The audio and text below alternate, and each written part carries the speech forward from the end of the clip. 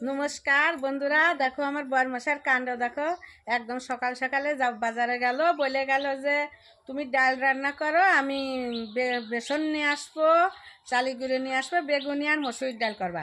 তা দেখো আমার ভাত হয়ে গেছে, ওদিকে আমি ভাত উপর দেওয়া হয়ে গেছে, ডাল ফুটে গেছে।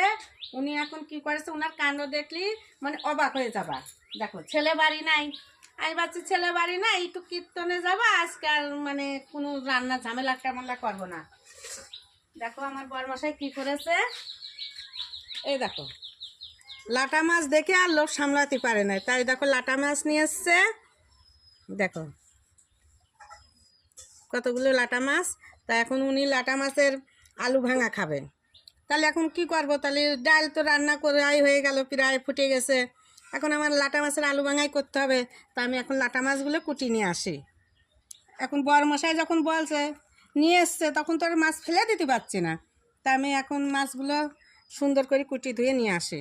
দেখো বন্ধুরা, লাটা মাছ তো শুধু লাটা মাছ কুটা যায় না, এর সাথে কিছু ধরা লাগে, তাই একটু আমি ছাই নিয়ে নেবো। ছাই ছাড়া তো মাছ কুটা যায় না। একদম তাজা লাটা মাছ। তো আমি এই যে লাটা মাছটা কেটে নিই এখন সুন্দর করে। লাটা মাছের ভাঙা তো ভালোই টেস্টি লাগে, আমারও জনপ্রিয়ই লাগে। দেখো কিভাবে নড়াচড়া করছে লাটা মাছগুলো।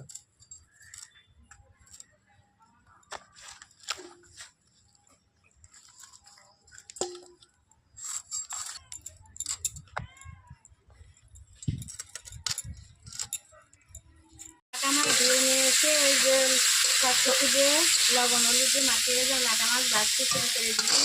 এদিকে যে লাটা মাছের মানে মশলা বাটনা করছি, লঙ্কা জিরি আদা আর এই দেখো পেঁয়াজের কালিয়া শিম ভাজা করেছি। ছেলে তো বাড়ি নেই আজকে, তার ছেলের বাবা হট করে মাছ নিয়ে এসছে, লাটা মাছ দেখে আর লোক সামলাতে পারে না। আর এই যে মুসুরির ডাল রান্না করেছি, দেখো দুজনা খাবো, ছেলে বাড়ি নেই, কত কিছু রান্না হয়ে যাচ্ছে, আর বেশি কিছু করবো না। তাই মাছ ভাজছি, মাছ ভেজে আমি লাটা মাছের ভাঙা। দেখো বন্ধুরা, লাটা মাছের ভাঙা হবে। এই যে আলু ভাজা হয়ে গেছে, এখন এই যে মশলা বাটা হয়ে গেছে, দেখো পাটায় মশলা করেছি, তা মশলাটা এখন দিয়ে দিয়ে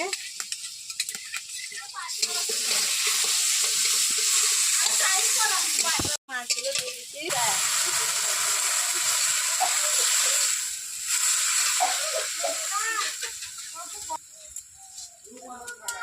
এই যে লাটা মাছের ভাঙা করে নিয়ে এসছি, এই যে শুধু মাছের ভাঙা লাটা মাছ। দেখো ভাঙাটা সেই কালার হয়েছে।